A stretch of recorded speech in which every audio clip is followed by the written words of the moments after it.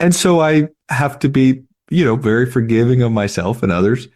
And I think about people who hold on to decisions that were made or things that may have been said 100 or 150 or 200 years ago in the restoration. And those are the things that they choose to allow them to abandon faith and jump ship, and I'm like, and to your point, it's actually more than that. Like it's something deeper than that. Like it's not whatever. Choose Yeah, because something with Joseph Smith or most of polygamy or those whatever. It's things, not most of that. those things are my favorite things. Well, fair, fair enough. Okay, that's all right. I'm right there with you on those things. But it's just so funny because they can be so critical and so judgmental about things that happened in a time and in a place and in a way in which they have no relation to, they have no concept of, they have no awareness of. Every single thing in that time and place was entirely different than the way they perceive the world today. And yet they hold on to it and be extremely judgmental. And I look at my life and I think, I can't even tell you why I did what I did a week ago. Like everything has changed since then. I don't know. I can't rationalize it or justify it to you.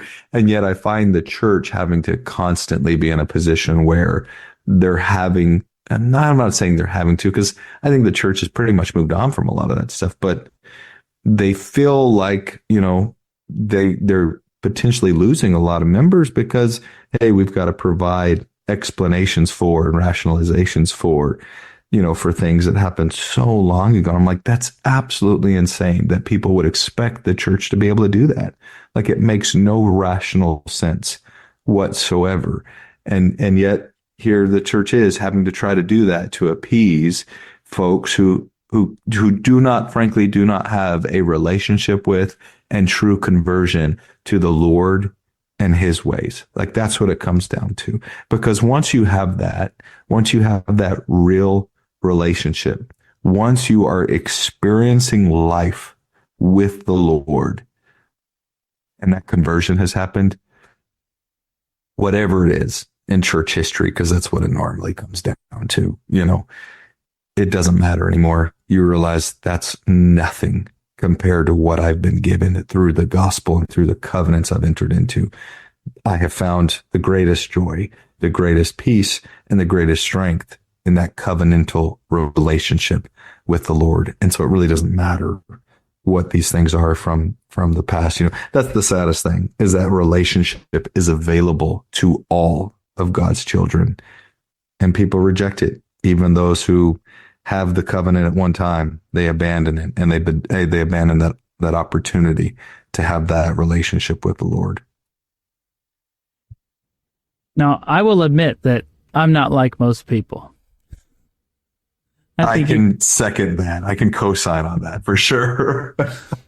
But I will say, some of the most revelatory experiences I've had is going down those rabbit holes of, hey, Brigham Young said this. Okay. And you go and you read it and you say, okay, well, that seems to contradict what the church is teaching today. So now you're in a position where you say, well, was he wrong? Is he a false prophet? Or is there something here I don't understand? Is there some context? Is he saying things in a way that means something to him that we interpret it differently today? All these years later. Thank you for watching. If you found this content spiritually enlightening, please like, comment, and subscribe. Like the gospel, these little things make all the difference, and it helps the algorithm push out better content for everyone to enjoy on YouTube.